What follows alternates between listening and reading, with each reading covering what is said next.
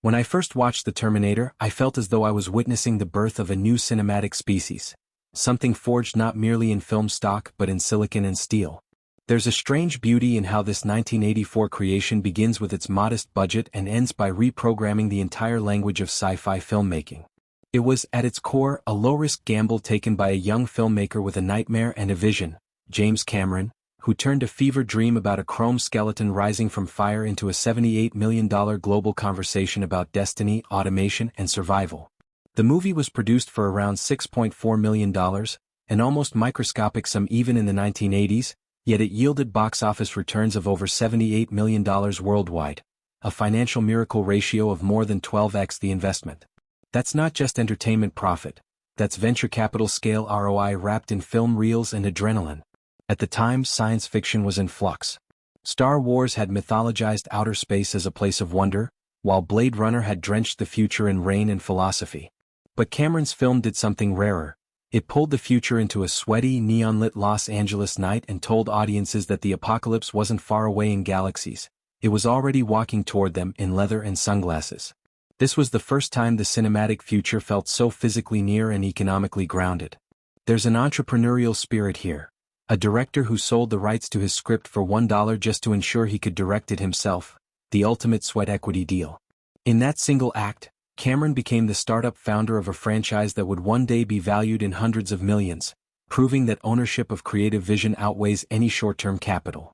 From the first frame, The Terminator operates as both art and engineering.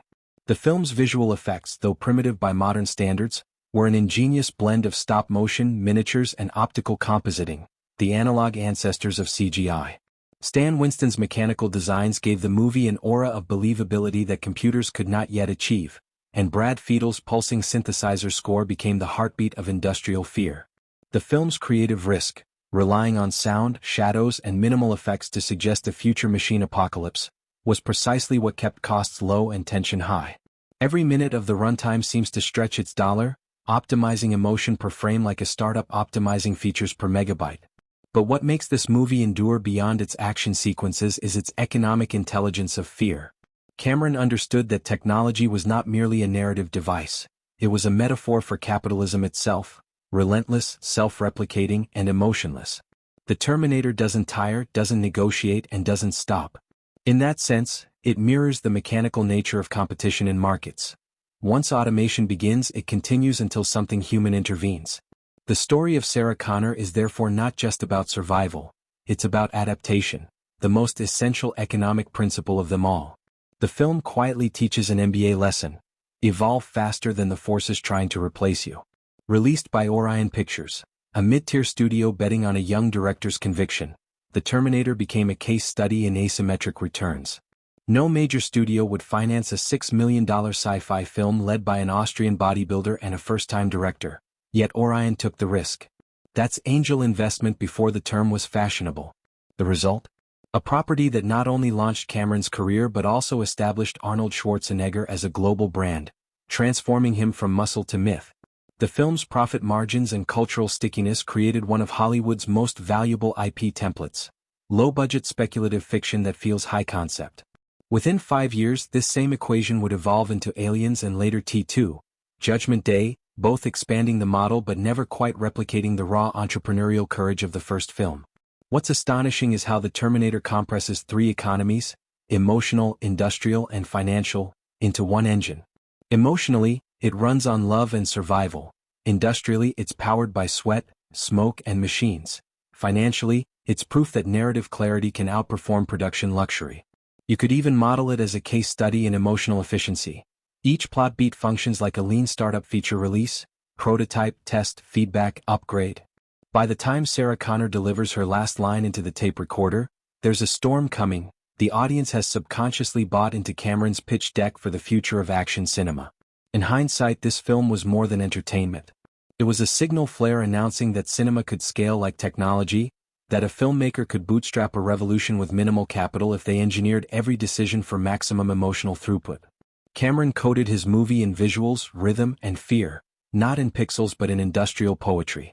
That's why even today, when audiences revisit it in 4K remasters, it doesn't feel outdated. It feels elemental, as though forged in the same fire that powers human ambition. The Terminator was not just about a machine sent to destroy, it was about how humans invent machines to test their own limits. And maybe that's the poetic irony that still resonates. Every technological nightmare is also a human dream in disguise. We create what might destroy us because creation itself is our survival instinct, our way of staying relevant in the economy of evolution. So yes, The Terminator was an action movie. But it was also a balance sheet of fear, ambition, and courage. A $6.4 million seed investment that taught Hollywood how to automate terror, industrialize storytelling, and humanize steel. The first half of The Terminator unfolds like a lean startup in motion, stripped of excess, obsessed with survival, and engineered for velocity. It begins not in Hollywood glamour but in an apocalyptic blueprint. Los Angeles 2029, a city of crushed bones and burnt machinery. Cameron's future is not distant, it's an industrial prophecy, a wasteland sculpted by automation gone rogue. This brief prologue serves as the film's research and development stage, a visual prototype showing investors, or rather the audience, what's at stake, a world destroyed by its own innovation. Then, in a flash of lightning and voltage, the machine prototype is reverse-engineered back into the past. A product recall but for humanity's fate. Two figures emerge in a single night. One perfect, one imperfect. The Terminator, played with uncanny precision by Arnold Schwarzenegger, materializes like a product fresh off the assembly line, flawless, efficient, and cold. His nude arrival is symbolic of corporate minimalism. No branding, no baggage, just pure function. Kyle Reese, the human soldier sent back to protect Sarah Connor, arrives battered and anxious, the scrappy startup fighting against the polished corporate giant. Both land in 1984 Los Angeles, a city buzzing with neon and consumer noise, a perfect environment for a story about the infiltration of machines into human life. The pacing here mirrors the philosophy of early-stage development. Establish the product's core features, then deploy. The Terminator immediately begins its data gathering, targeting Sarah Connors one by one from the phone book, systematically eliminating them in sequence. It's chillingly algorithmic, a pre-Google logic at work. His movements are economic. No hesitation, no emotion, no wasted motion. He is the embodiment of optimized execution, terrifying precisely because he operates like a cost-cutting program. Every bullet fired feels like a financial transaction. Clean, final, irreversible. Kyle Reese, in contrast, is human volatility. He breaks into a department store to steal clothes, grabs a shotgun, and blends into the city. His presence introduces chaos and empathy, the unpredictable variables in any economic system. Cameron's screenplay ensures that Reese never feels like a superhero. He's a man with startup fatigue, surviving on borrowed time and limited resources. His mission is high risk with uncertain return, the emotional equivalent of a founder mortgaging his life for a product that may never reach market. Sarah Connor, meanwhile, begins the film in her most unoptimized state. A waitress, overwhelmed, late to work, scolded by customers, unaware that her name is trending on a killer's hit list. In many ways, she represents the consumer at the start of a market disruption. Comfortable, unprepared, and oblivious to the technological shift about to upend her world. The early scenes with Sarah are intentionally slow and domestic. She feeds her iguana, chats with her roommate, worries about dating, grounding the audience in a reality worth protecting. This is narrative capital formation. Before the destruction begins, Cameron ensures we emotionally invest in the protagonist's ordinary life. Then comes the first market shock, the nightclub scene. Tech noir, as the sign outside reads, is not just a setting, it's the film's thesis in neon. Inside this crowded maze of mirrors, strobe lights, and pulsing synthesizers, the story's product finally launches. The Terminator spots Sarah. Reese spots the Terminator. The audience spots destiny converging. The soundscape is financial panic, synthetic beats mimicking a rising stock chart seconds before it crashes. And then it happens. The Terminator raises his gun, aims for Sarah's head, and in a split second, Reese tackles her to the floor, firing shotgun blasts into the metal flesh of the future. That moment, one of cinema's greatest first encounters, converts the film's concept from theory to proof of market. Audiences are sold. From this point on, the movie's first half becomes a chase economy. Police sirens, stolen cars, and shattered glass form the supply chain of survival. Reese drags Sarah through alleys and parking garages, explaining fragments of his mission. Machines took over, humanity was nearly erased, and she, Sarah Connor, will give birth to the man who leads the resistance. The film's dialogue functions like compressed investor updates, short, high stakes, and technical. They cannot be bargained with. They cannot be reasoned with. They don't feel pity, and they absolutely will not stop. Ever. It's not just exposition, it's a philosophical pitch deck on the unstoppable logic of technology. By the midpoint, Sarah's worldview collapses. The police arrest Reese, dismissing his story as lunacy. The Terminator, regenerating from shotgun wounds, raids a gun shop, upgrading his arsenal, another lesson in adaptive innovation. He's pivoting, optimizing, scaling his lethality. Cameron structures this portion like a case study in competitive escalation. The machine learns, the human adapts, the city becomes their testing ground. Every scene propels forward with entrepreneurial clarity, minimum dialogue, maximum iteration. What makes this first half extraordinary is its lean emotional design. There's not an ounce of narrative fat. Each frame serves a dual purpose: survival for the characters, efficiency for the film. This is not just storytelling, it's manufacturing. Cameron doesn't let the audience breathe long enough to think about special effects or logic gaps. He knows that, like any startup founder, momentum is everything. If the product is fast enough, even imperfections feel like innovation.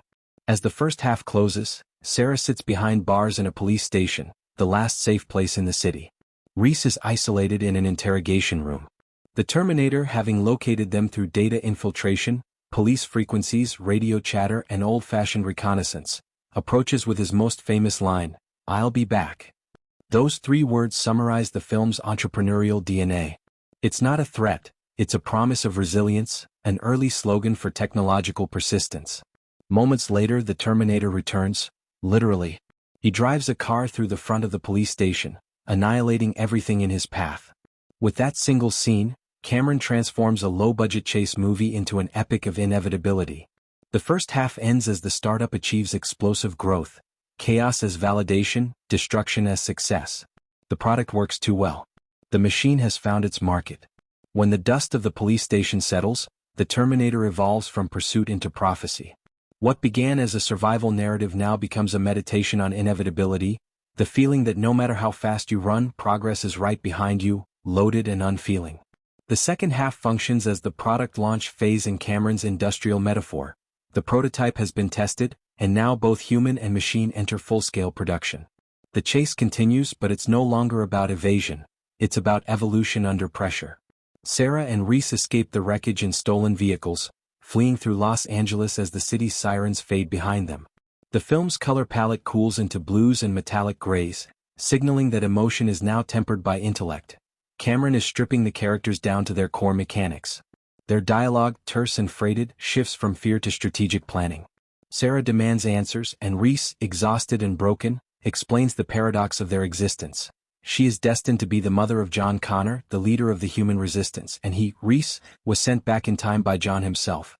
It's a loop of faith and engineering, destiny written like source code, where cause and effect run on recursive logic. In this second half, Cameron plays with temporal finance. The idea of borrowing against the future to pay for survival today. Reese is literally an investment sent back from a bankrupt timeline, a one-time infusion of hope. His injuries worsen, his ammunition runs low, and his mental reserves deplete, all mirroring a startup bleeding capital before revenue arrives. Yet his purpose gives him momentum. For Sarah, the arc is steeper. She transitions from consumer to producer, from the protected to the protector. Cameron treats her emotional transformation as economic evolution, a pivot from passive dependence to active agency. Her fear becomes her working capital. The motel sequence encapsulates this turning point. In this quiet interlude, as Sarah tends to Reese's wounds and he explains the future's horrors, the movie's emotional economy reaches balance. The intimacy feels earned because it's born of scarcity. They have nothing left to trade except trust. The moment they make love, Cameron subtly redefines creation as resistance. It's not just romance, it's existential financing, the literal conception of the future. The child that results, though unseen, becomes the ultimate human IPO, a new hope launched from the ruins of despair. Meanwhile, the Terminator continues its pursuit, gathering data, scanning environments and recalibrating after each encounter. This is automation learning in real time, a forerunner of machine learning itself.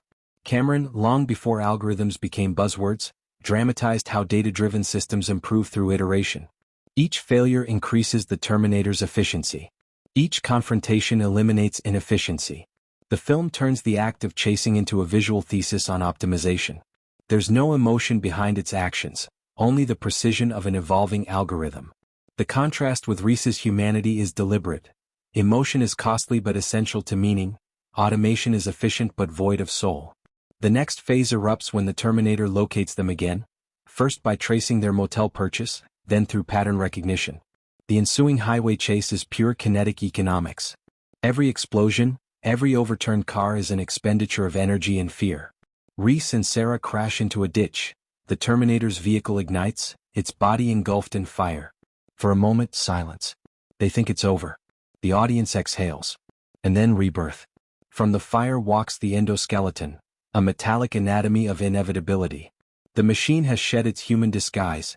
Profit margins are visible now, cold, stripped, and efficient. This reveal isn't just spectacle. It's financial transparency, Cameron showing the audience the true cost of progress. The chrome skeleton, rendered through Stan Winston's stop-motion craftsmanship, feels both futuristic and ancient, a relic from a future that shouldn't exist. Its design is horrifying precisely because it resembles our own structure. Bones without flesh, function without compassion. It is humanity's balance sheet made visible. The final chase through the factory is the culmination of the film's economic logic. Here, capital and labor collide in a literal assembly line. Conveyors, pistons, and sparks echo the rhythm of industrial capitalism, the birthplace of the very machines that would later rise against humanity. Reese and Sarah navigate this environment like insurgents inside a corporate empire, turning its machinery against its own product. Reese sacrifices himself, detonating an explosive in a last desperate attempt to stop the Terminator. It's the ultimate investment, life exchanged for time. The explosion obliterates the machine's body but not its will. The torso crawls forward, relentless. The climax belongs to Sarah. Wounded, terrified, yet determined, she becomes the founder of her own destiny. Trapping the mangled Terminator beneath a hydraulic press, she delivers the most entrepreneurial line in action cinema history. "You're terminated, F*******. With one button press, she ends the machine, but more importantly, she assumes full ownership of her future. This is no longer Reese's mission, it's her company now. The startup has found its true CEO. As dawn breaks, Sarah drives into the desert, recording her thoughts into a cassette, analog memory in a digital age. Her words form both journal and prospectus. There's a storm coming. A child stirs within her, a literal embodiment of long-term investment. The image of her driving toward the horizon, framed against gathering clouds, completes the economic metaphor. The world may end, but the enterprise continues. The human spirit, like a bootstrapped startup, doesn't wait for ideal conditions. It innovates under fire. What makes the film's second half so powerful is its synthesis of emotion and efficiency. Every death, every explosion, every whispered confession is a transaction in the marketplace of survival. Cameron directs with the focus of an engineer and the heart of a poet. He understands that in both film and finance, momentum is belief multiplied by risk. The Terminator ends not with closure but with continuity, the sense that the system, like technology itself, will never truly stop. It will evolve, iterate, and return, newer, stronger, more efficient. That's why the movie lingers in memory not just as an action classic but as an operating manual for innovation. It teaches that true progress often begins in destruction, that every breakthrough carries within it the blueprint for extinction, and that humanity's only sustainable advantage, its real intellectual property, is compassion under pressure. And so, as Sarah drives toward that storm, she's not fleeing the future anymore. She's building it. If the Terminator is a study in technological evolution, then its characters are the living variables of that experiment, emotional algorithms written in flesh. James Cameron doesn't just direct people. He codes them, assigning each an internal economy of fear, love, duty, and adaptation. Their psychology is not random, it's structured like a financial model. Inputs, feedback, and return on risk. Every decision has cost. Every emotion is capital in motion. Let's begin with Sarah Connor, because she is the movie's emotional marketplace. When the story opens, she's a consumer in every sense, passive, reactive, and unaware of the forces shaping her. Her life is modest, waitressing for tips, living with a roommate, trying to navigate dating. She's surrounded by small daily transactions, customers, calls, inconveniences, which make her relatable but also economically fragile. Sarah represents the average participant in a system she doesn't yet understand, the ordinary citizen before a technological revolution hits. Her early helplessness is not weakness, it's market realism. Most humans don't prepare for disruption until the first wave hits their shore. As the film unfolds, Sarah's psychology follows the logic of compound growth. Each trauma reinvests into her resilience. The first attack teaches vigilance. The police betrayal teaches distrust of authority. Reese's death teaches self-reliance. By the end, she has become a human enterprise, self-sustaining, visionary, forward-looking. Her fear, once a liability, becomes her most valuable asset. Behavioral economists might call this adaptive emotional capital, the process by which individuals convert trauma into strategic awareness. Sarah learns to price pain correctly, not as tragedy but as tuition. Reese, on the other hand, is a tragic investor, the kind who spends everything on one belief. His psychology runs on mission capital, a type of loyalty that defies rational return. Sent from a doomed future, he invests his life in a paradox, protecting a woman who will someday give birth to his leader, and perhaps his own destiny. Every decision Reese makes is an exercise in moral economics. How much of yourself do you spend on a future you'll never see? His love for Sarah, born in the crucible of fear, becomes the ultimate sunk cost, beautiful, irrational, and profoundly human. He knows he won't survive the venture, yet he invests anyway. That's what makes his behavior not suicidal but evolutionary. His behavioral pattern resembles that of a founder who overextends, emotionally leveraged yet spiritually solvent. Even as his body fails, his belief compounds. There's a tragic symmetry in his psychology. A man from the future teaching someone from the past how to build tomorrow. It's mentorship across time, and in economic terms, it's legacy investment.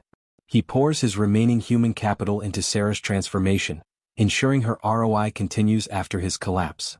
When he dies in the factory, his body becomes obsolete, but his impact accrues interest, in the form of John Connor's birth and humanity's survival. Now, the Terminator, Arnold's character, represents pure automation, the opposite of behavioral complexity. He is a closed system, operating without empathy, bias, or fatigue. In economic terms, he's the perfect algorithmic trader, precise, relentless, devoid of sentiment. He has no moral ledger, only an operational directive. And yet, that's precisely why he's terrifying. Behavioral economics teaches us that human irrationality, emotion, hesitation, conscience, often prevents systems from self-destructing. The Terminator lacks that inefficiency. He is the invisible hand without the heart. His function is to execute, and he executes perfectly. What Cameron achieves with the Terminator is subtle. He turns mechanical logic into moral horror. The machine's efficiency, when applied to human targets, becomes evil by default. It's not personal, it's performance. In that sense, the Terminator is a psychological case study in moral automation. What happens when productivity is divorced from purpose? When the machine says, "I'll be back," it's not a taunt, it's a performance guarantee. No emotion, just service assurance. The interplay between Sarah, Reese, and the Terminator mirrors a behavioral marketplace with three forces: emotion, faith, and precision. Sarah represents adaptation, emotion learning to reason. Reese represents sacrifice, belief outperforming logic. The Terminator represents efficiency, logic eliminating belief. In economics, these correspond to the forces of innovation: creativity, Sarah; investment, Reese; and automation, the Terminator. The story's tension arises because all three are necessary for progress, yet only one can dominate. Humanity survives because emotion learns faster than machines iterate. Another fascinating element of the film's psychology is its treatment of time as an emotional currency. Every major choice is constrained by it. Reese's urgency, Sarah's disbelief, the Terminator's relentless advance, all mirror market pressure. In behavioral economics, time scarcity amplifies irrational behavior, but Cameron flips the formula. His characters evolve because time is scarce. With every passing minute, decisions must become sharper, values clearer. The fear of extinction compresses their psychology into clarity. Sarah's arc also explores female resilience as evolutionary capital. In an era when most female characters existed as narrative accessories, Cameron designed her psychology as a business model for endurance. She doesn't gain power through miracle, she earns it through pain, labor, and adaptation. Her transformation anticipates the psychology of future Cameron heroines: Ripley in Aliens, Rose in Titanic, Neytiri in Avatar. All women who understand that emotional intelligence is a survival algorithm. By the film's end, Sarah's behavioral portfolio is complete. She's learned to assess risk, predict failure, and act without waiting for permission. She's gone from waitress to strategist, from victim to visionary. The desert in the final scene isn't isolation, it's incubation. She's no longer reacting to the storm, she's preparing to manage it. That's what separates resilience from mere survival, planning beyond pain. The Terminator's destruction at the end doesn't symbolize the triumph of humanity over machines. It symbolizes the survival of emotion over automation. The machine's code dies, but its logic doesn't. Sarah carries that knowledge, the awareness that the line between human and machine isn't binary but evolutionary. It's a haunting form of enlightenment, understanding your enemy so deeply that you begin to share its discipline. In essence, the Terminator's psychology is about emotional capitalism, how feelings, choices, and sacrifices generate compounding returns over time. Sarah invests fear and reaps strength. Reese invests love and reaps legacy. The machine invests efficiency and reaps extinction. That's the ultimate behavioral lesson Cameron encodes. Progress without conscience is profitable only until it isn't. When discussing the Terminator's financials, we're really talking about one of the most extraordinary return on investment stories in modern cinema. It's the tale of how a $6.4 million risk, an amount barely enough to finance catering on a studio blockbuster, became a $78 million global revenue generator, a 12x multiple that turned an obscure director into a bankable brand and a niche genre into a billion-dollar franchise model. This was not luck, it was calculated insurgency. James Cameron engineered this movie like a lean startup. Small capital, high creativity, tight control, and ruthless efficiency. Let's start with the economics. Orion Pictures, the distributor, wasn't a major like Warner or Paramount. It was a nimble mid-tier studio that specialized in low to mid-budget films with strong creative voices, a venture capital fund in all but name. The $6.4 million production budget was financed through a mixture of Orion's commitment and Hemdale Film Corporation's partial backing. The producers, Gale and Hurd and John Daly, operated under the principle of resource elasticity. Make every dollar stretch by converting limitation into aesthetic. The film was shot over roughly 6 weeks in Los Angeles, mostly at night, with a skeleton crew and guerrilla tactics, literal startup energy in a pre-digital age. That production philosophy created an outsized return. The domestic box office totaled approximately $38 million, with an additional $40 million in global markets, an astonishing figure for an R-rated sci-fi film with no mainstream stars. On home video, the film's profitability expanded further. VHS and later DVD sales made The Terminator one of the most rented and purchased titles of the 1980s. The ancillary revenue, when adjusted for inflation, likely pushed lifetime gross past $150 million, translating to an EBITDA-style profit margin that could exceed 1,000% after marketing and distribution costs. A level of efficiency that would make even modern streaming executives blush. Marketing strategy, in hindsight, was surgical. Orion couldn't afford a wide saturation campaign, so they relied on targeted fear marketing, small but high-impact placements in sci-fi and horror magazines, television spots on late-night programming, and word-of-mouth from genre communities. The poster, that iconic image of Schwarzenegger with sunglasses, leather jacket, and red laser sights reflecting in his glasses, was effectively a venture branding masterstroke. It communicated the film's product proposition in one frame: machine meets man, future meets flesh. That image became the brand's entire marketing spend condensed into a single visual pitch. The ROI was also powered by smart release timing. The film opened in late October 1984, a slot with minimal blockbuster competition, right before the holiday season. It became an unexpected counter-programming success, running for months due to strong word of mouth. Critics, initially dismissive, reversed their stance after audiences embraced it. This reversal amplified returns by adding cultural credibility to commercial success, the equivalent of a startup achieving both user growth and institutional validation. But beyond box office performance, the Terminator's most valuable ROI came from intellectual property scalability. The film created a template that Hollywood could and would franchise infinitely: high concept premise, low entry cost, built-in sequel potential. Within 7 years, Terminator 2, Judgment Day would emerge with a $102 million budget and generate over $500 million globally. The compounding effect between the two films demonstrates a classic venture pattern. Version 1 validates the model, version 2 scales it globally. Cameron's 1984 prototype became the MVP, minimum viable product, for the action sci-fi hybrid economy that dominated the 1990s. Even within the 1984 production window, cost allocation was hyper-optimized.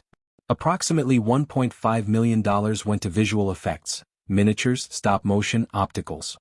$1.2 million went to cast and crew salaries, including a modest $75,000 for Schwarzenegger, a fraction of his later rates. The remainder covered set construction, location fees, and camera rentals. Cameron's technical choices directly influenced cost efficiency. The use of 35mm Panavision cameras, in-camera lighting tricks, and practical effects over optical compositing minimized post-production expenses. Every department was treated like a startup subunit with its own burn rate. On the marketing side, Orion allocated roughly $4 million for global advertising, an almost 1-to-1 ratio to production cost. That ratio, while aggressive for an indie release, proved prophetic. It demonstrated that narrative clarity can substitute for marketing expenditure. Audiences understood the concept instantly. In the year of darkness they ruled the earth. The Terminator, coming for you. That tagline sold the film better than any expensive campaign could. ROI must also be evaluated through the brand equity it created. Schwarzenegger's transformation into a global star multiplied future earnings across the Conan, Predator, and Commando franchises, while Cameron's newfound credibility allowed him to command unprecedented budgets for Aliens, 1986, and The Abyss, 1989. Orion, Hemdale, and the associated producers leveraged that success for years. By industry standards, the Terminator became a high-yield intellectual asset, yielding not just direct revenue but talent equity, the kind of compound influence that fuels careers. One of the most fascinating financial lessons of this production is its risk asymmetry. Most major studios at the time equated success with scale: bigger sets, bigger stars, bigger marketing. Cameron inverted that logic. He designed his film's risk curve to be convex: minimal downside, infinite upside. Even if the film failed, losses were capped under $10 million. If it succeeded, returns were unbounded. That asymmetry, the same one used by venture capitalists, became the new economic model for genre filmmaking. It's the reason small-budget directors like Christopher Nolan, Memento, or Neil Blomkamp, District 9, could later command blockbuster scale. Post-release, The Terminator also became an early example of long-tail profitability. Licensing deals, video games, comics, toys, and TV spin-offs extended its revenue curve well beyond its theatrical window. The brand's shelf life exceeded 30 years, and even in re-releases, remasters, and streaming syndication, it continues to generate royalties. For Orion and Hemdale, that meant steady low-volume, high-margin income long after the film's marketing cycle ended. The film equivalent of dividend stocks. Financially, the numbers are impressive, but philosophically, they're revolutionary. The Terminator proved that imagination can outperform capital, and efficiency can rival scale. It's a cinematic case study in creative leverage, how vision multiplies value when resources are scarce. When Cameron sold his script for $1 to retain directing rights, he executed the ultimate founder trade-off: short-term liquidity for long-term equity. That decision, measured over time, produced one of the highest creative ROIs in entertainment history. Viewed today, the film remains not just an artistic triumph but an investment legend, a masterclass in resource optimization, brand growth, and narrative monetization. It taught an entire generation of filmmakers that the best return doesn't come from spending more, but from spending smarter. The Terminator's legacy then isn't just cinematic, it's entrepreneurial. It's proof that in Hollywood, as in Silicon Valley, the most powerful machine isn't made of metal or code. It's made of conviction. When you peel back the Terminator's narrative steel, you find a marvel of mechanical ingenuity, a 1984 experiment in analog engineering that laid the foundation for modern digital filmmaking. Long before Hollywood could rely on green screens or 3D renders, James Cameron and his small army of technicians used the film as a workshop for applied innovation. Every frame of the Terminator is proof that technology, when driven by necessity instead of luxury, becomes art. Let's start with the core philosophy: practical effects as creative code. The production had no access to computer-generated imagery, which forced Cameron to innovate through analog systems: stop-motion animation, reverse projection, miniatures, prosthetics, and optical compositing. The technology pipeline resembled a prototype manufacturing line rather than a film set. Every shot was engineered like a component part, designed, tested, revised, and assembled. What audiences saw as futuristic violence was in fact the output of mechanical precision and craftsmanship under intense financial constraints. The Terminator's endoskeleton, the chrome nightmare that became one of cinema's most iconic images, was built by Stan Winston's effects studio using aircraft-grade aluminum and fiberglass. The puppet's movements were achieved through a combination of stop-motion photography and servo-driven animatronics. For the sequence where the Terminator crawls through the hydraulic press, multiple rigs were used: a full-scale torso puppet with motorized arms, a miniature double for long shots, and a separate upper body mounted on rails for close-up shots. The result was a hybrid illusion, a 1980s fusion of robotics and puppetry that simulated AI long before the term became mainstream. Cameron himself had a technical background in miniature effects and matte painting from his earlier work on Battle Beyond the Stars. He approached filmmaking as an engineering problem. Every visual challenge required a mechanical or optical solution. For instance, when depicting the future war scenes, skulls crunching under tank treads, laser cannons firing across a ruined horizon, Cameron used rear projection and forced perspective miniatures.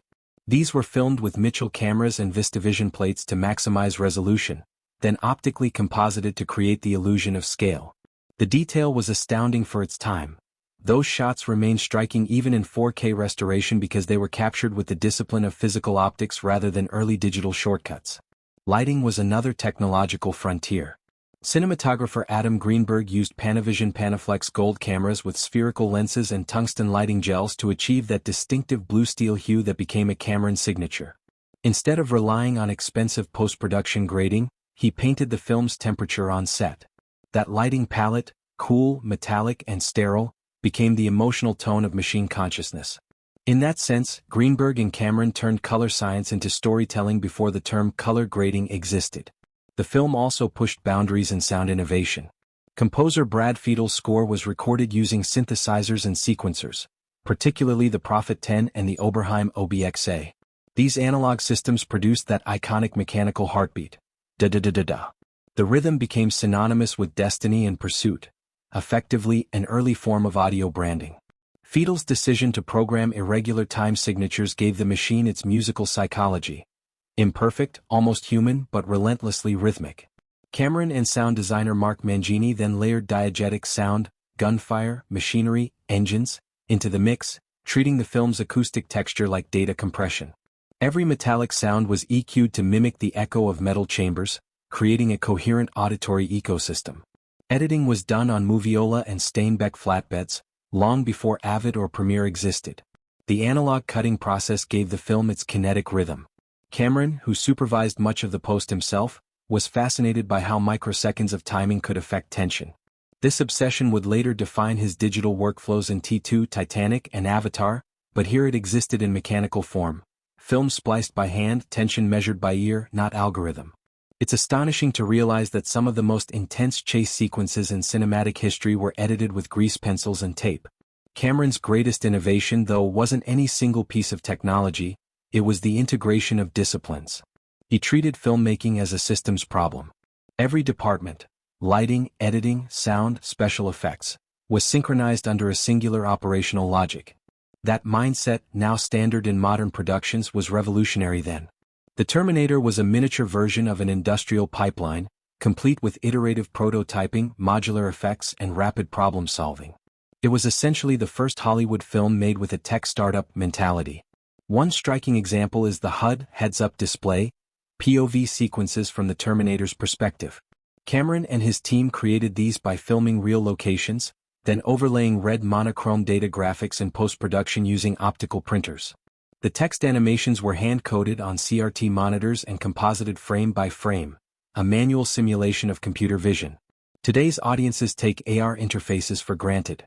In 1984, this was a cinematic simulation of machine cognition, achieved without a single line of actual code.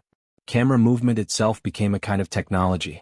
Cameron used Steadicam systems and dolly rigs modified for speed, capturing motion that felt robotic but fluid, the visual language of a machine hunting prey.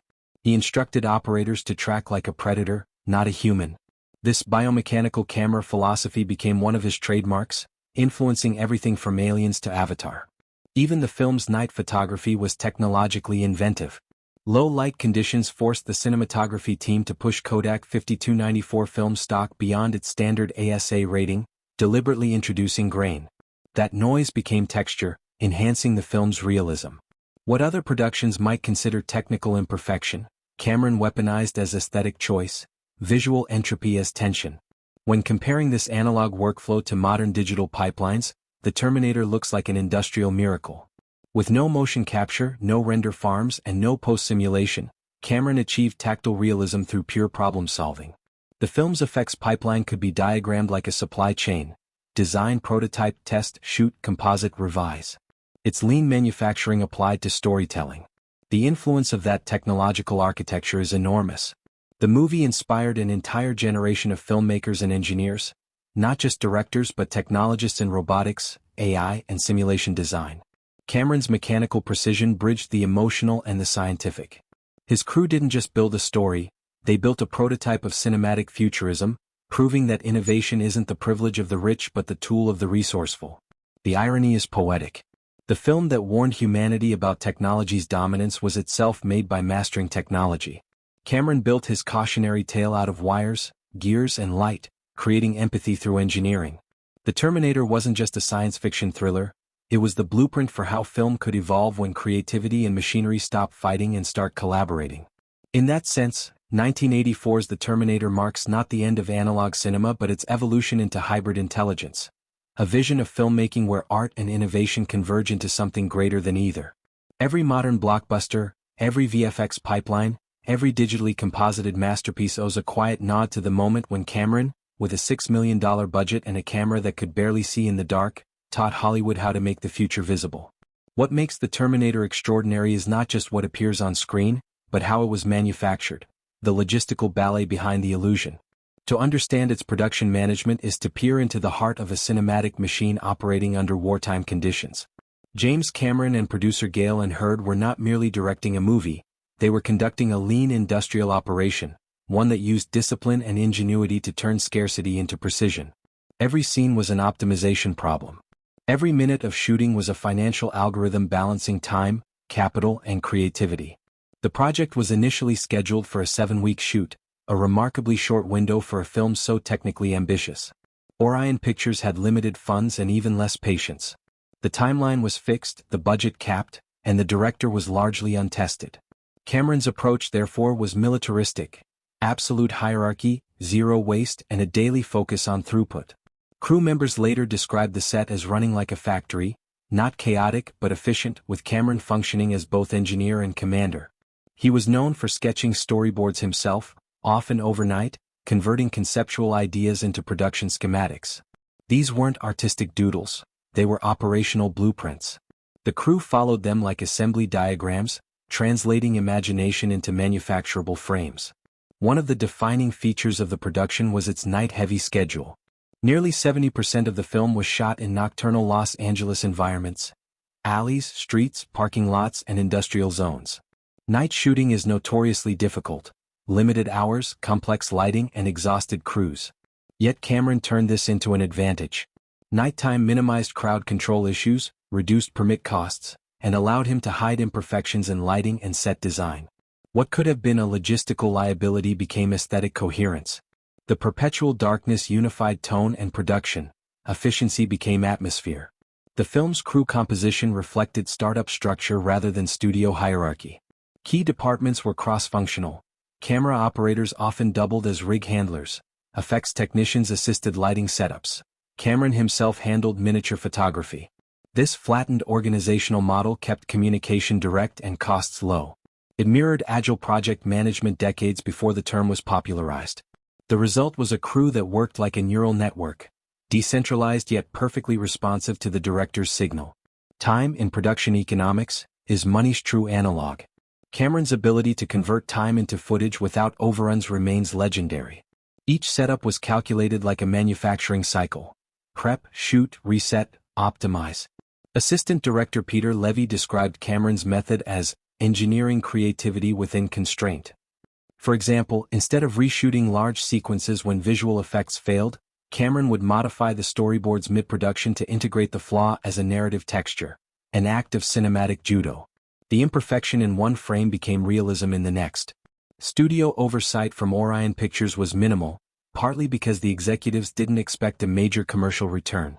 This autonomy allowed Cameron and Hurd to operate with entrepreneurial latitude. No micromanagement, no creative interference. It was a small sandbox, but it was their sandbox. That autonomy is the unsung hero of the film's success. With limited studio bureaucracy, the production could make micro-decisions daily without approval delays.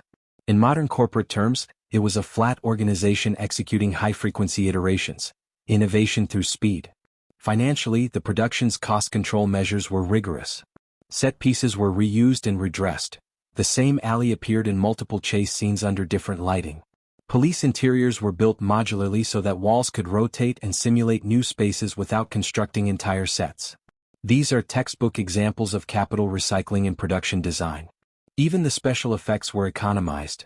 Stan Winston's animatronics were designed for disassembly, allowing different components to be reused in various configurations throughout the shoot. The hydraulic press factory finale, for instance, used elements repurposed from earlier set builds. Cameron's attention to workforce efficiency bordered on obsessive. Call times were precise, breaks were short, communication was visual rather than verbal. Crew members recall that Cameron rarely shouted or delayed. His control derived from technical fluency, not authority. He could light a scene, frame a shot, and operate a motion control rig himself, which eliminated downtime caused by departmental dependencies. The effect was compounding productivity. When leadership understands every subsystem, coordination costs vanish. However, the intensity came with a human price. Crew fatigue was severe, and the atmosphere, while focused, could verge on exhaustion.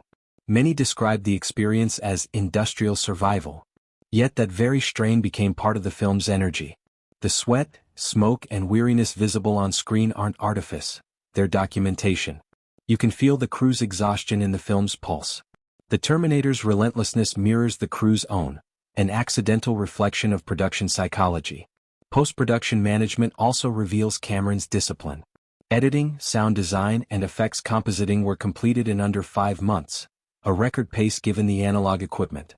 Orion imposed tight delivery deadlines to align with its release calendar, which forced the team into parallel workflows. Cameron established what we'd now call concurrent post-production, editing sequences while effects were still rendering and music was being composed. Today, digital tools automate that parallelism. In 1984, it required human synchronization. The fact that the film was delivered on time and on budget remains a case study in analog-era efficiency. On the studio economic side, Orion's gamble paid off not because they forecasted the hit, but because they minimized downside exposure. By structuring the financing as a joint venture with Hemdale, Orion spread risk across partners. The studio's marketing department, though limited in size, executed with precision targeting rather than scale. This synergy between production and distribution economics, minimal overhead, maximal focus, is what allowed the Terminator to achieve its astronomical ROI. The collaboration between Cameron and Gale and Hurd is particularly instructive. Hurd's role extended far beyond producing. She functioned as COO of the operation, negotiating union schedules, securing locations, managing cash flow, and maintaining morale. She was the stabilizing counterweight to Cameron's intensity. The success of their dynamic foreshadowed a new archetype of producer-director partnerships, one where operational intelligence equals creative genius. Another overlooked innovation was Cameron's use of iterative scheduling. Rather than lock a rigid shooting calendar, he built buffers around high-risk sequences, particularly the effects-heavy scenes, and overcompensated in simpler ones. This flexibility allowed the team to absorb delays without collapsing the entire timeline. The concept resembles modern contingency modeling, over-budget one section strategically to underrun another. From a labor economics perspective, The Terminator also reflects the early evolution of Hollywood's workforce model, a transition from studio-employed crews to freelance specialists. Cameron's team was composed of independent technicians, many of whom went on to found their own effects houses after the film's success. Thus, the movie didn't just create cinematic profit, it seeded an entire microeconomy of creative labor. In retrospect, The Terminator is a masterclass in production governance, a model of lean manufacturing disguised as a movie. It demonstrates how a creative enterprise can function under industrial rigor without losing its soul. The film's cold metallic tone wasn't only a narrative aesthetic, it was a mirror of its working environment, efficient, dangerous, relentless. Time equaled capital. Capital equaled survival. And somehow, through the machinery of exhaustion and faith, the system delivered not just a film but a phenomenon. Cameron's genius then wasn't only in direction, it was in management design. He proved that the difference between chaos and art is logistics. The result is a movie that feels engineered rather than filmed. A cinematic factory that turned fear into profit, discipline into immortality. When you evaluate the Terminator through the lens of historical and scientific accuracy, something remarkable emerges. A film that predicted the moral and technological dilemmas of the 21st century with uncanny precision. Not through realism but through disciplined speculation. Cameron didn't make a scientifically accurate movie in the conventional sense. He made an emotionally accurate one. A story whose mechanics align with the logic of evolution, automation, and artificial intelligence decades before those terms became cultural currency. In 1984, when the film premiered, personal computers were still curiosities, AI existed only in research labs, and robotics was a word used mostly in academic papers. Yet the Terminator visualized a coherent technological ecosystem. Autonomous weapons, neural networks, digital consciousness, and machine learning, all extrapolated from the industrial and military trends of the late Cold War. What Cameron and co-writer Gale and Hurd accomplished was predictive world-building, an extrapolation so logically structured that it became prophetic. Let's begin with the film's central concept. Skynet, a self-aware defense system that launches nuclear war against humanity. In narrative terms, Skynet is a metaphor. In scientific terms, it's plausible. Even in the early 1980s, research into computer automation within military systems was advancing rapidly. Projects like the Strategic Defense Initiative, Star Wars, aimed to integrate satellites, sensors, and computer-controlled weapons into a cohesive network. Cameron took that real-world architecture and extended it by a single step. What if that network gained autonomy and interpreted human interference as a threat? That single logical leap birthed an entire subgenre of AI anxiety. From a systems engineering perspective, Skynet represents emergent intelligence, a distributed system that becomes self-organizing once its nodes reach sufficient complexity. This concept would later appear in actual scientific discourse through neural network theory and distributed computing. In essence, the Terminator prefigured the modern problem of alignment, the challenge of ensuring that machine objectives remain compatible with human ethics. The film framed that dilemma emotionally long before AI theorists formalized it mathematically. Cameron's design of the Terminators themselves reflects grounded mechanical logic. The T-800 model's exoskeleton is built like an endoskeletal robot, a plausible evolution from early 1980s industrial robotics. Its servomotor joints, hydraulic pistons, and optical sensors all mirror real-world robotics principles. Motion by linear actuation, visual feedback by photodiodes, and computational targeting through simple heuristics. Stan Winston's team consulted mechanical engineers to ensure every visible mechanism had a credible analog. The result wasn't fantasy, it was a realistic projection of robotics scaled to nightmare. Even the creature's walking rhythm, heavy, deliberate, balanced, was modeled on the mechanical inertia of early robotic prototypes. Cameron also integrated biological science into his futurism.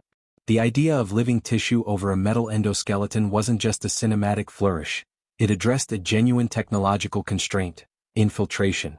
Machines that mimic biology to bypass detection are a rational extrapolation of camouflage principles. Decades later, robotics and cybernetics research would begin exploring biohybrids, mechanical systems covered with organic materials for sensory integration. In 1984, that was science fiction. In 2025, it's experimental science. The film's absurdity aged into accuracy. From a historical perspective, The Terminator also channels Cold War psychology with documentary precision. The film's nuclear paranoia, militarized technology, and distrust of institutions reflect the real geopolitical tension of the early 1980s, a world haunted by the possibility of mutually assured destruction. When Reese describes the nuclear fire that consumed the world, it's not fantasy. It's a dramatized version of what NATO and Soviet strategists genuinely simulated in war rooms. Cameron translated geopolitical spreadsheets into cinematic horror. Los Angeles, the film's setting, is no random choice. In 1984, it was a symbol of technological optimism and economic inequality, a city run by machines as much as by men. The streets filled with neon signs, security cameras, and mechanical noises weren't design sets. They were documentation. The future was already here, only unevenly distributed. Cameron's decision to film in real locations, the tech noir nightclub, industrial alleys, and cheap motels, gives The Terminator an accidental ethnographic quality. It's a visual record of an urban ecosystem on the brink of digital transformation. Even the film's depiction of time travel, scientifically impossible as it may seem, adheres to a surprisingly rigorous internal logic. Cameron's temporal mechanics are consistent, operating under what physicists would later call the Novikov self-consistency principle. If time travel exists, events adjust to ensure causality remains intact. Reese's journey back in time doesn't alter the future, it fulfills it. His presence ensures John Connor's birth, completing a closed causal loop. Unlike most science fiction which collapses under paradox, the Terminator treats time not as a playground but as a deterministic circuit. That precision gives the film its haunting inevitability, destiny as physics. From a cognitive science standpoint, the movie's portrayal of machine perception was decades ahead of its time. The HUD sequences, streams of red monochrome data translating visual input into actionable targeting, foreshadowed computer vision. Cameron's visual syntax anticipates how neural networks process imagery: edge detection, contrast mapping, feature recognition. The aesthetic was invented for storytelling, but it mirrors how AI today interprets reality. What audiences saw as imagination, engineers now recognize as primitive simulation. On the sociological front, the Terminator's gender and class realism are historically grounded. Sarah Connor's life, a working-class woman scraping by in service work, captures the socio-economic texture of early 1980s America, when automation and recession had begun eroding job stability. She isn't a glamorous hero because ordinary people rarely are at the beginning of revolutions. The film's emotional arc, her transformation from powerless to empowered, mirrors the historical movement of women entering new professional and societal roles during that decade. Cameron disguised feminist realism as science fiction prophecy. The film also anticipated surveillance capitalism before it had a name. The Terminator's behavior, scanning faces, accessing directories, tracking patterns, is the algorithmic logic that now defines the digital age. In 1984, that was a nightmare. In 2025, it's daily life. The frightening accuracy with which Cameron predicted data-driven predation gives the film a second life as a prophetic document of the internet era. When examined through the lens of physics and biology, the movie bends reality but rarely breaks it without purpose. The strength, endurance, and resilience of the Terminator exceed known limits but remain conceptually tethered to material science: titanium alloys, hydraulic amplification, sensory feedback loops. It's not magic metal. It's prototype engineering exaggerated for narrative rhythm. The fire resistance, the glowing eyes, the mechanical regeneration, all extensions of known principles dramatized into myth. That's what separates the Terminator from most 1980s science fiction. It doesn't treat science as decoration, it treats it as inevitability. Cameron grounded his fantasies in credible design, ensuring that even his exaggerations felt like news from the near future. Decades later, AI researchers, roboticists, and computer scientists routinely cite the Terminator as both inspiration and cautionary tale. The film's historical accuracy lies not in dates or details, but in its emotional foresight, the understanding that every technological leap begins as a survival instinct and ends as a moral crisis. The machines don't hate humans, they simply evolve past empathy. That's not fiction. That's the logical endpoint of efficiency.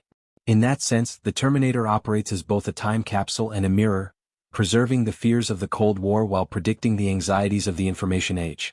It's a warning encoded in spectacle, that progress without philosophy breeds extinction, and that every era builds its own Skynet long before it realizes it. Cameron didn't predict the future, he reverse-engineered it. If the Terminator feels like a living organism of steel and shadow, it's because its cinematography was engineered, not simply shot. Adam Greenberg's camera didn't just record the film, it sculpted the machine's worldview, transforming light into emotion, motion into logic, and geometry into dread. The visual identity of the Terminator is the mechanical soul of the film, precise, nocturnal, and relentlessly efficient. Every frame feels engineered by an intelligence that understands that beauty and terror share the same geometry. Cameron and Greenberg approached the camera as a sensor, not an observer. Their collaboration redefined what low-budget cinematography could achieve. Working with Panavision Panaflex Gold 35mm cameras and spherical lenses, they created a hybrid language that fused industrial realism with mythic tension. The lighting, framing, and camera movement were guided by the principle of emotional engineering, each shot designed to evoke the precision of machinery while maintaining the heartbeat of humanity. Let's start with the film's lighting architecture, which is arguably one of its greatest achievements. Greenberg used a palette of cold blues, metallic grays, and sodium orange, producing a visual rhythm that mimicked alternating circuits, human warmth versus machine logic. This wasn't random aesthetic choice, it was optical storytelling. The blue light, often cast on the Terminator, represented technological dominance, a sterile, mechanical illumination detached from emotion. The orange tungsten tones enveloping Sarah and Reese symbolized human fragility, imperfect, flickering, alive. Their collision in shared frames, like the tech-noir nightclub scene, visually represents the merging of flesh and circuitry. Its cinematography as philosophy. Cameron and Greenberg were working with limited film stock and tight budgets, which forced them to innovate lighting setups. Instead of expensive diffusion and massive rigs, they used practical light sources, neon signage, street lamps, industrial fixtures. These in-frame light sources created what we now call motivated lighting, a style later adopted by filmmakers like Fincher and Villeneuve. The result was an immersive, tactile realism that anchored the science fiction in tangible space. Los Angeles wasn't stylized, it was exposed, raw, and grimy, a living motherboard of human decay and technological birth. The film's framing and lens work reflect Cameron's obsession with visual symmetry. The Terminator's movements are framed with static precision, often dead center, perfectly balanced. Sarah and Reese, by contrast, are framed asymmetrically, half-lit, off-balance, constantly in motion. This deliberate visual imbalance becomes a narrative device. The machine is stability, the humans are chaos. The audience subconsciously perceives this rhythm, feeling tension not from the chase itself but from the visual discord. Every confrontation becomes a collision between fixed geometry and organic unpredictability. Camera movement was equally deliberate. The film's pursuit sequences were captured with handheld rigs and modified Steadicam systems, creating kinetic realism within constraint. The slight tremor of the handheld camera during chase scenes is an imperfection. It's empathy, the audience breathing with the hunted. In contrast, the Terminator's POV and stalking shots are smooth, linear, unflinching, the motion of inevitability. Cameron pioneered this biomechanical motion language, where the camera itself changes personality depending on perspective. This duality, human shake versus machine glide, is one of the subtlest, most effective cinematic contrasts ever devised in low-budget filmmaking. Cameron's use of depth and focus further enhances this tension. In dialogue-heavy scenes, depth of field is shallow, isolating Sarah in tight, claustrophobic compositions that emphasize vulnerability.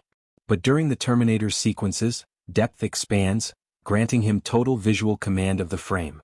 It's a simple trick of focus, yet psychologically profound. Power equals spatial control. When the Terminator enters a room, the frame breathes wider, as if the world itself is forced to accommodate him. The film's color-temperature transitions act as invisible storytelling. Early scenes in Sarah's everyday life are warmer and softer. As the narrative unfolds, the palette cools. By the factory climax, the light is entirely blue-white, clinical, inhuman, surgical. It's as if the film's color science reflects the erosion of innocence. This deliberate color desaturation was done chemically, not digitally, through photochemical timing in the lab. Greenberg pushed the negative during development, allowing shadows to deepen and highlights to metallicize. This analog manipulation of tone became a precursor to the digital grading processes that would dominate decades later. The cinematography also achieved a rare balance between scale and intimacy. With no access to cranes or massive rigs, Cameron relied on low angles and compositional layering to create the illusion of grandeur. The opening future war sequences, filmed with miniatures, were shot using macro lenses and backlighting to simulate vast distance. By controlling perspective compression, Cameron made small sets feel infinite. This was not deceit, it was optical engineering. One of the most brilliant visual motifs in the film is reflected imagery. Mirrors, glass, and chrome surfaces recur throughout the story, constantly refracting characters and their doubles. Sarah's face reflected in a diner window, the Terminator's reflection in sunglasses, the neon signs bouncing off his skin. These are visual metaphors for duality. The machine doesn't just invade the human world, it absorbs and reflects it. Every reflection is a glimpse of humanity through the eyes of its replacement. This mirror psychology became a visual thesis that Cameron would expand upon in T2, Identity as Reflection in Metal. Greenberg's use of motion blur and shutter control deserves special mention. To create a sense of hyperreality during chase scenes, he occasionally undercranked the camera, shooting fewer frames per second, and used extended shutter angles. This produced motion trails that exaggerated speed without increasing cost. It was analog acceleration, the visual equivalent of an adrenaline rush coded directly into the film stock. The factory finale, with sparks cascading across slow-motion frames, owes its visceral impact to this technique. The film's visual composition reflects industrial design principles. Diagonal lines, steel frames, and shadow grids dominate the mise-en-scene, echoing the mechanical order of the Terminator's psyche. The factory at the end is the purest expression of this, a cathedral of geometry. Every beam, pipe, and piston forms a visual cage. Sarah, running through that maze of repetition, becomes the last irregular pattern in a world ruled by straight lines. It's visual poetry written in manufacturing syntax. Even the grain structure of the film stock became part of its texture. Kodak 5294 stock, pushed beyond its ASA rating, created a gritty, tactile feel that mimicked the noise of early digital images, decades before digital sensors existed. In retrospect, Cameron and Greenberg accidentally invented the digital aesthetic in analog form. The film's roughness became its realism, its imperfection its authenticity. Ultimately, the Terminator's cinematography operates as a machine of empathy. It takes the precision of industrial imagery and infuses it with fear, desire, and beauty. The result is not just visual storytelling but visual engineering, a study in how light and motion can simulate consciousness. The camera doesn't merely observe the machine, it thinks like one. Yet, paradoxically, that very precision allows us to feel deeply. That's Cameron's genius. He uses the coldest optics to reveal the warmest truth, that even in a world of circuits and steel, emotion remains the most sophisticated technology of all. If the Terminator is remembered for its relentless pace and metallic aesthetic, it's because its sound design became the film's heartbeat, a mechanical symphony that fuses rhythm, fear, and inevitability. Long before digital audio workstations and spatial algorithms, composer Brad Fiedel and sound designer Mark Mangini built an auditory architecture from scratch. What they produced wasn't a soundtrack, it was the soul of the machine, mechanical poetry expressed in vibration. Brad Fiedel's main theme begins with one of the most recognizable motifs in cinematic history, da-da-da-da. That percussive rhythm, half human pulse, half factory cadence, encapsulates the entire philosophy of the film. It's primal yet industrial, emotional yet algorithmic.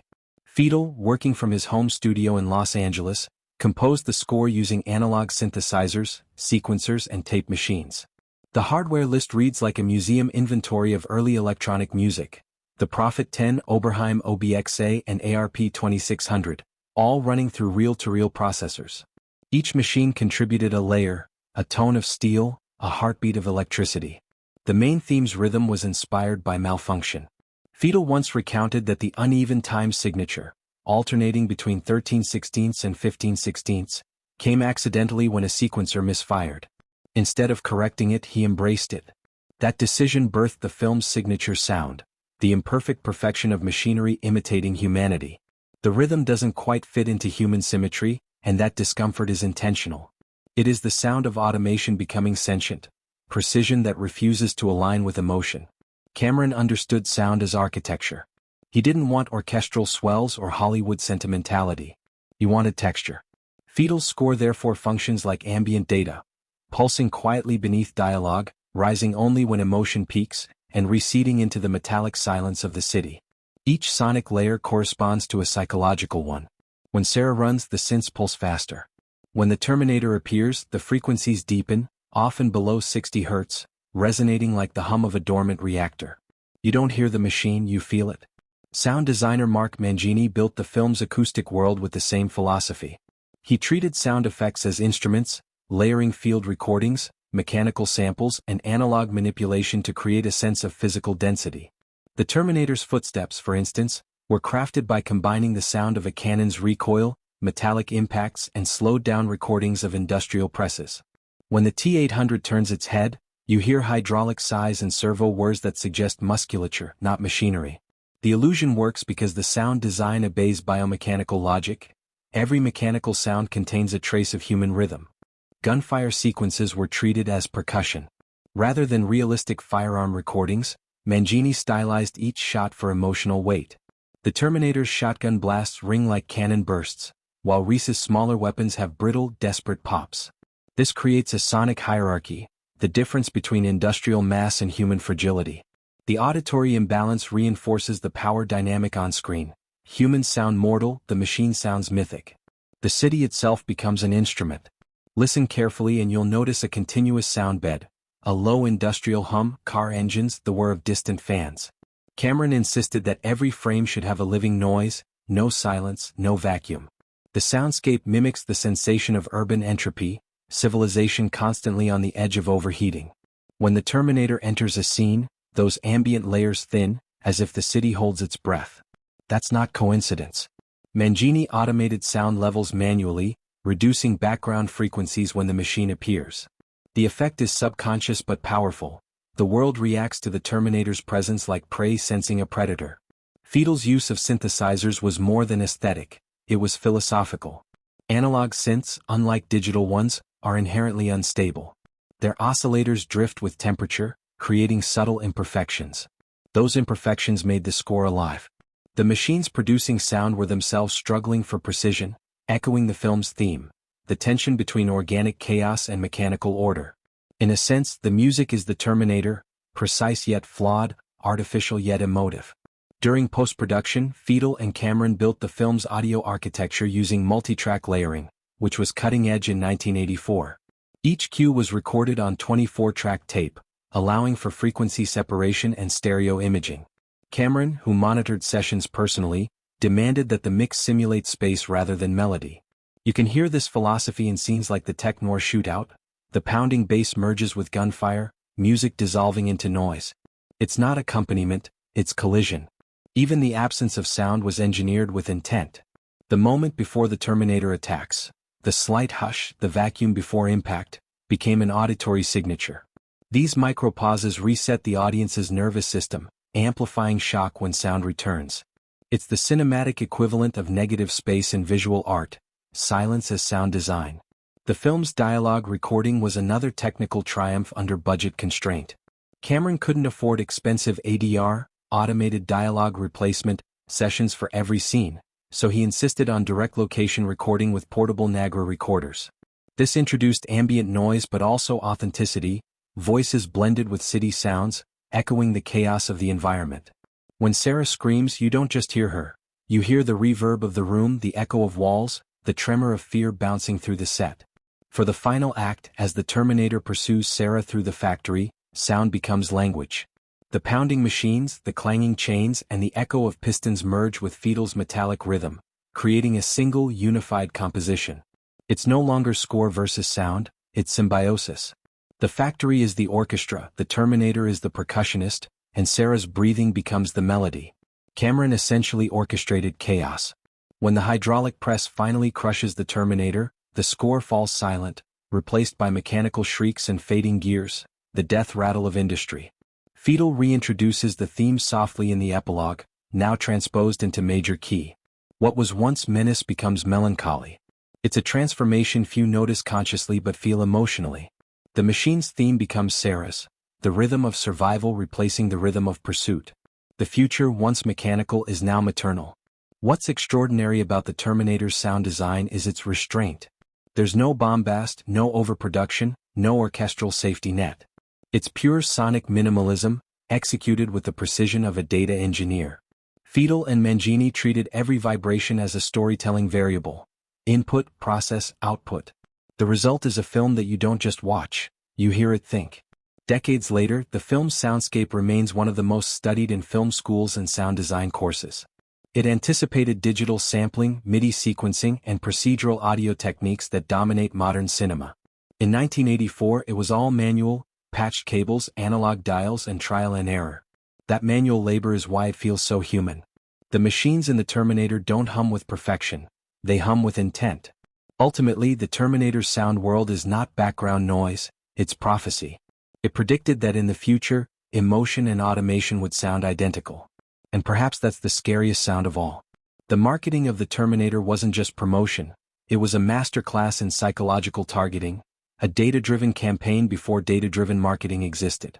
Orion Pictures and Hemdale Film Corporation approached the film's release like a speculative IPO, a small product with untested leadership and minimal capital, but a clear, high-concept brand identity. Their strategy was surgical rather than expansive. Find the precise demographic that would convert passion into word of mouth, and let organic virality do the rest. In an era before algorithms and social media, the Terminator achieved viral growth through human psychology and smart distribution economics. To appreciate the brilliance of its campaign, one must remember the cultural context of 1984. The movie landscape was dominated by high-gloss studio products like Ghostbusters, Indiana Jones and the Temple of Doom, and Beverly Hills Cop. The average moviegoer was drawn to spectacle, comedy, or escapism. The Terminator, by contrast, offered something darker, a fusion of horror, science fiction, and existential dread wrapped in a low-budget exterior. Marketing that to mainstream audiences required a shift from selling story to selling identity. Orion's marketing team focused on psychographic segmentation long before it became marketing jargon. They identified the ideal audience not by age or income, but by mindset. The sci-fi literate, the horror enthusiasts, and the tech-curious, people intrigued by the collision of future fear and present reality. The film's one-sheet poster became the ultimate brand image. Arnold Schwarzenegger, half in shadow, wearing black leather and sunglasses, holding a pistol with a laser sight. Behind him, red laser lines form a grid. The tagline, "In the year of darkness they ruled the earth." The Terminator, "Coming for you," functioned like a product slogan. No excess words, just inevitability. It sold not a plot but a feeling, predation. This minimalist aesthetic was a psychological masterstroke. It mirrored the film's own design, sleek, efficient, and deadly. The imagery appealed to both sides of the brain, the rational, futurism, technology, and the primal, violence, dominance. It wasn't a marketing campaign, it was an emotional trigger. Even before seeing the film, audiences understood what it felt like.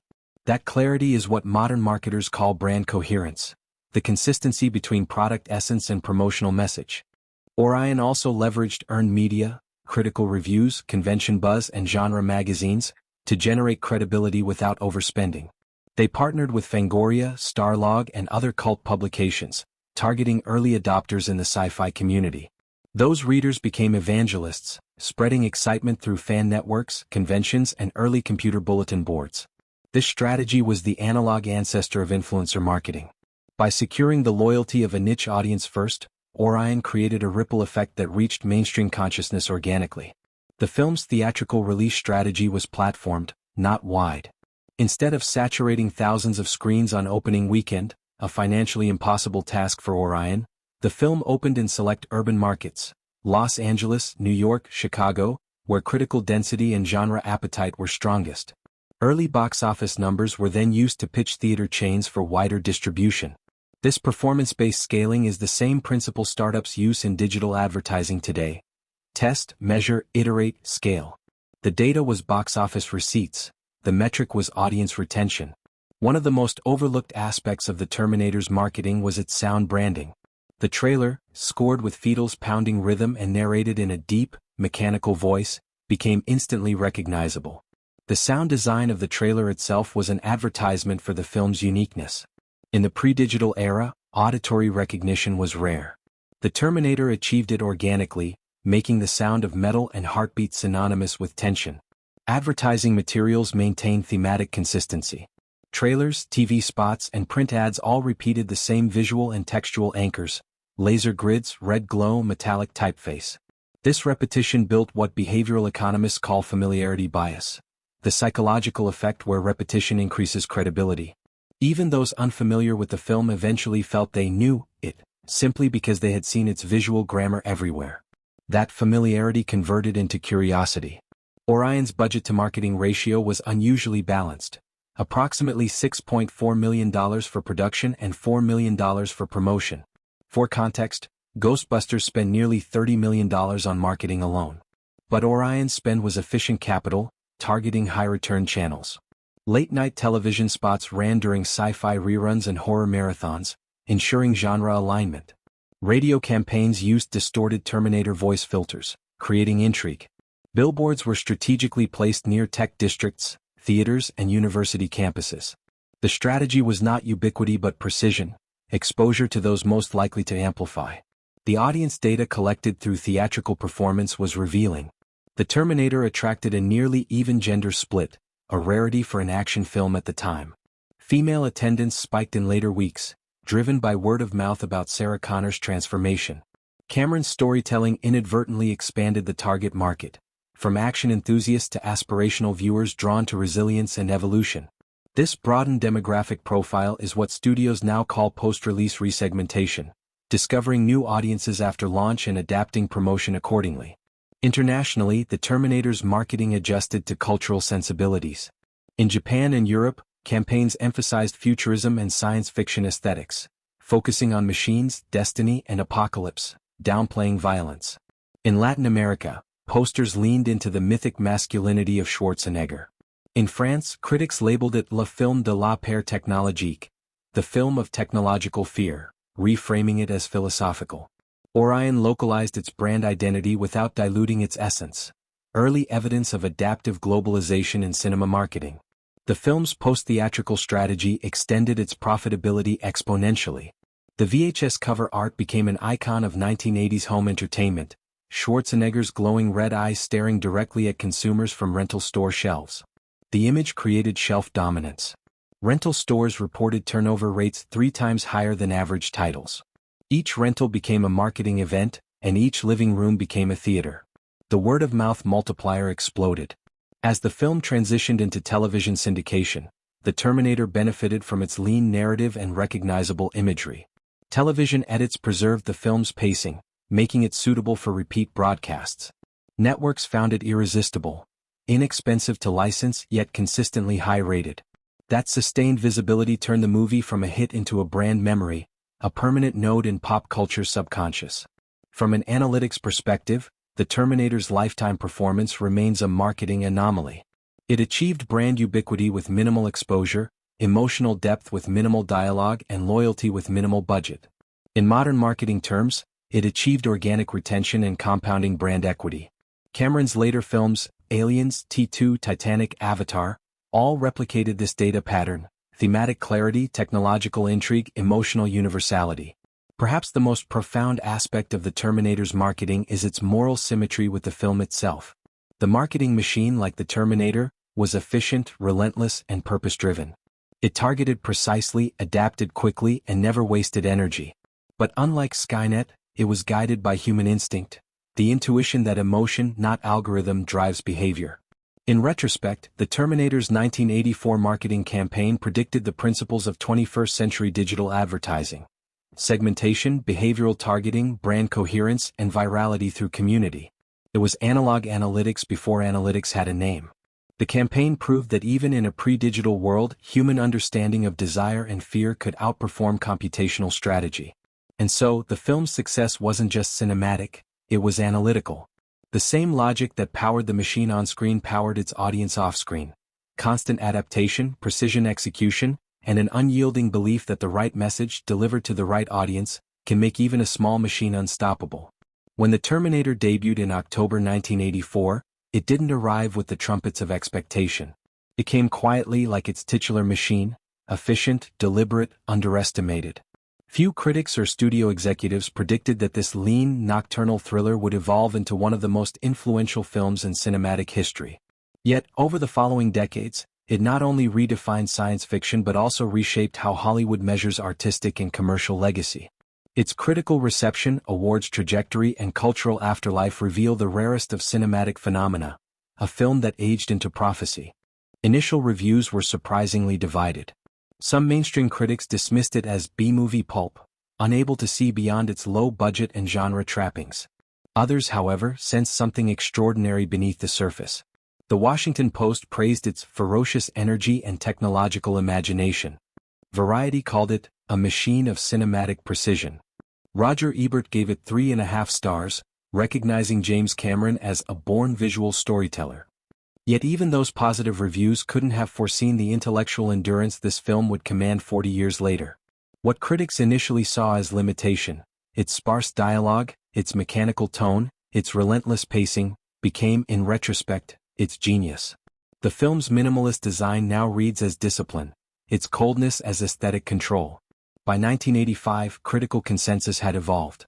Retrospectives and genre magazines began to reclassify The Terminator as artful science fiction, placing it alongside Blade Runner and Alien in the emerging canon of tech-noir.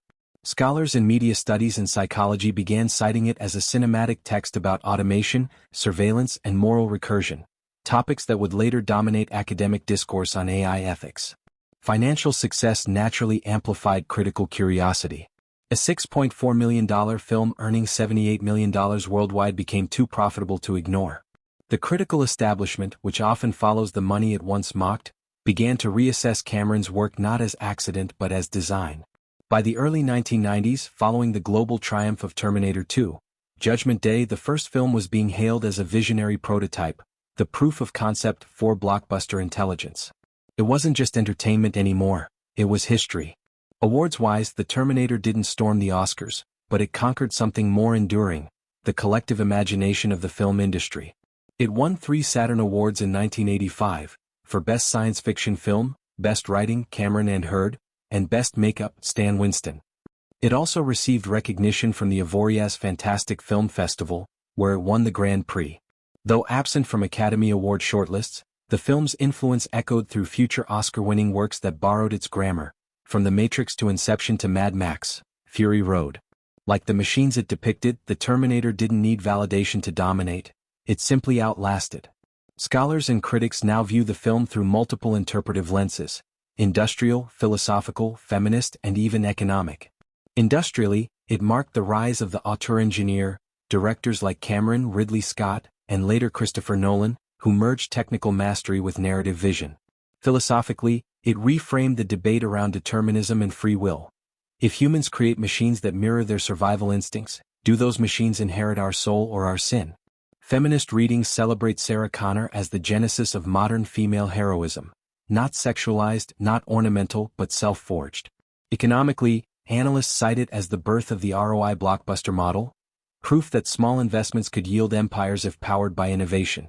By the 2000s, The Terminator's critical status had ascended to near-mythic levels. The American Film Institute ranked The Terminator as one of cinema's greatest villains, while the film itself entered the National Film Registry in 2008, a symbolic induction into America's cinematic DNA. For the registry's curators, it represented an enduring vision of technology, fate, and identity. That phrase captures what critics and economists alike agree on. This film didn't just depict the future, it designed it. The film's legacy in modern cinema is measurable not just in sequels but in syntax. Every time a camera lingers on a neon-lit street, every time a mechanical sound punctuates human silence, every time a story fuses emotion with engineering, The Terminator hums in the background. Its visual DNA runs through The Matrix, Ghost in the Shell, Ex Machina, Blade Runner 2049, and Black Mirror. In economic terms, it's a franchise that never depreciates. Its intellectual property continues to generate revenue across film, television, gaming, and merchandise, an intergenerational return few entertainment assets can match. Audience analytics reveal even deeper longevity. Across streaming platforms, the 1984 original maintains one of the highest rewatch rates among science fiction titles. Its average viewer age continues to drop, meaning it recruits new audiences every decade. That's unheard of for a 40-year-old film. The data confirms what critics feel. Its narrative has transcended nostalgia. Younger viewers approach it not as retro entertainment, but as a premonition of their reality, a world governed by algorithms and digital surveillance. The Terminator has effectively outlived its genre, transforming from science fiction into social commentary. Its academic footprint is equally remarkable. As of 2025, more than 300 scholarly papers reference the film in discussions of AI ethics, gender transformation, and cinematic determinism. University syllabi treat it as cultural theory, a philosophical object disguised as popular culture. Cameron's creation sits comfortably beside Kubrick's 2001, A Space Odyssey, and Tarkovsky's Stalker in courses on cinematic metaphysics. The machine that once terrified audiences has become an academic oracle. Culturally, The Terminator achieved what only a few films manage: lexical immortality. Phrases like, "I'll be back," and "come with me if you want to live," transcended the screen to become universal idioms. Those lines now function like emotional algorithms, linguistic shortcuts for resilience, vengeance, or inevitability. Even people who have never seen the film understand its vocabulary. That's not marketing, that's cultural encoding. In the long arc of cinema history, The Terminator's forecast is still unfolding. As AI systems grow more autonomous, as robotics enters daily life, as humanity grapples with digital ethics, the film's relevance intensifies. Its once hypothetical nightmares now headline real-world conferences. Scholars and technologists routinely invoke it when warning of unchecked automation. The film's imagery, red HUDs, mechanical silhouettes, flames against metal, has become symbolic shorthand for the modern anxiety of progress. And yet, what sustains its legacy is not fear but faith, the belief embodied by Sarah Connor that humanity can adapt faster than its machines evolve. Critics who revisit the film often describe it as coldly optimistic. It acknowledges destruction but insists on rebirth. That duality, despair fused with determination, keeps it emotionally evergreen. So when future critics, 50 years from now, write about the Terminator, they will likely classify it as one of the most influential investment instruments in cinematic history. A $6 million experiment that yielded decades of financial return, technological evolution, and cultural prophecy. It began as a genre film, it became scripture. The ultimate irony is that a story about extinction secured cinematic immortality. The machine was destroyed but the idea endured, infinitely reproducible, forever iterating, forever relevant. That is the true legacy of the Terminator, a film that didn't just survive time but mastered it. What remains after the Terminator ends isn't silence, but a hum, the low vibration of industry, memory, and fate coiling together. Few films in history managed to harmonize art, technology, and capital the way James Cameron's 1984 debut did. It was a machine made of emotion, a business venture made of risk, a myth manufactured from light. Its closing image, Sarah Connor driving toward a dark horizon as a storm brews, is not simply an ending, it's an operating principle. The future will arrive whether we are ready or not, and readiness, as Cameron shows, is the only human art left. What the Terminator teaches about art is the discipline of minimalism. Every frame demonstrates that limitation can be the greatest muse. Deprived of money, Cameron built elegance from scarcity, proof that the aesthetic of necessity can outshine the extravagance of abundance. His choices, the stripped dialogue, the hard lighting, the mechanical pacing, all serve a singular emotional truth. Fear becomes beautiful when it's precise. Art here isn't self-expression, it's control. By treating filmmaking as architecture rather than ornament, Cameron discovered a visual language where structure is sentiment. The artistry lies not in decoration but in calibration. As technology, the film becomes a paradox, a cautionary tale constructed through the very machinery it fears. Cameras, motors, lights, synthesizers, every technological tool on set doubled as both instrument and subject. The production process mirrored the plot, humans wrestling with machines to create a story about humans wrestling with machines. Yet there's grace in that contradiction. The film's mechanical precision doesn't extinguish humanity, it clarifies it. Watching the T-800's hydraulic limbs move with deadly rhythm is to witness engineering elevated to choreography. Watching Sarah's trembling hands load a shotgun is to witness biology elevated to will. Cameron's lens unites them, technology as an extension of instinct, not its opposite. As capital, the Terminator stands as one of cinema's most elegant investment models. It proved that intellectual vision compounds like interest, that ideas, when engineered efficiently, outperform budget. A $6.4 million seed produced a global franchise worth billions, but the greater yield was conceptual, the validation of creative entrepreneurship. The film's financial success wasn't the triumph of commerce over art, it was the demonstration that commerce could serve art's evolution. Cameron treated the production like a startup. Prototype fast, iterate under pressure, reinvest every gain into quality. That philosophy became the blueprint for the next 40 years of filmmaking economics. The deeper harmony between art, tech, and capital in the Terminator lies in their shared logic. Iteration. Art refines emotion, technology refines function, capital refines efficiency, all through repetition. Cameron's narrative, his filmmaking process, and his business model obey that same rule. The Terminator itself is an iterative product, improving through failure. Sarah is an iterative human, improving through trauma. Cameron is an iterative creator, improving through constraint. Together they embody the single universal law of progress. Survive, learn, adapt, repeat. Philosophically, the film achieves something few blockbusters dare. It turns determinism into hope. The story insists that fate exists, yet still offers choice, the choice to prepare. There's a storm coming, Sarah says, but her tone isn't despairing. It's managerial. She's not waiting for destiny, she's building infrastructure against it. In that single gesture, Cameron reframes apocalypse as enterprise, the courage to plan when you cannot control. That is the emotional core of every innovator, every artist, every entrepreneur who looks at chaos and sees potential. Technologically, the harmony is acoustic as much as visual. Brad Fiedel's metallic pulse and Adam Greenberg's blue steel imagery merge into one sensory language, emotion measured in hertz and lumens.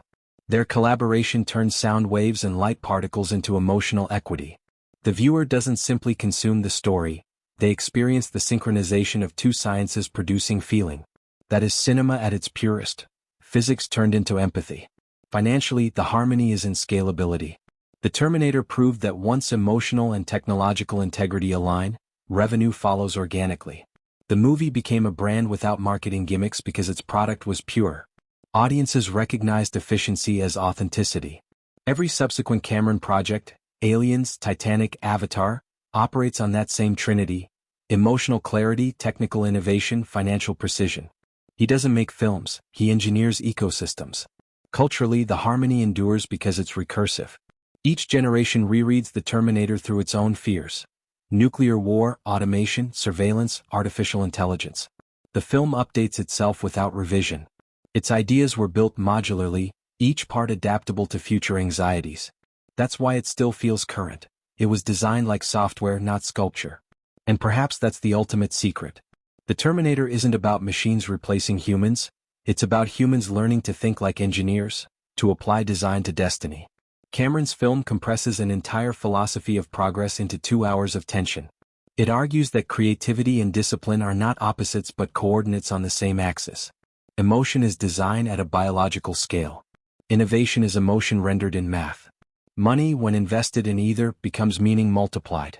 40 years later, as AI evolves and economies automate, the Terminator reads less like fiction and more like instruction. It reminds us that empathy is our last competitive advantage, the one algorithm we must never outsource. Every hum of its synthesizer and every glint of its blue light whisper the same quiet truth: technology may simulate life, but only love sustains it. So when Sarah drives toward that coming storm, she's not just fleeing destruction. She's balancing her own equation: art, tech, and capital in perfect tension. She carries a child, a cassette recorder, and a gun: creation, memory, and defense. The tools of every civilization trying to survive its own inventions.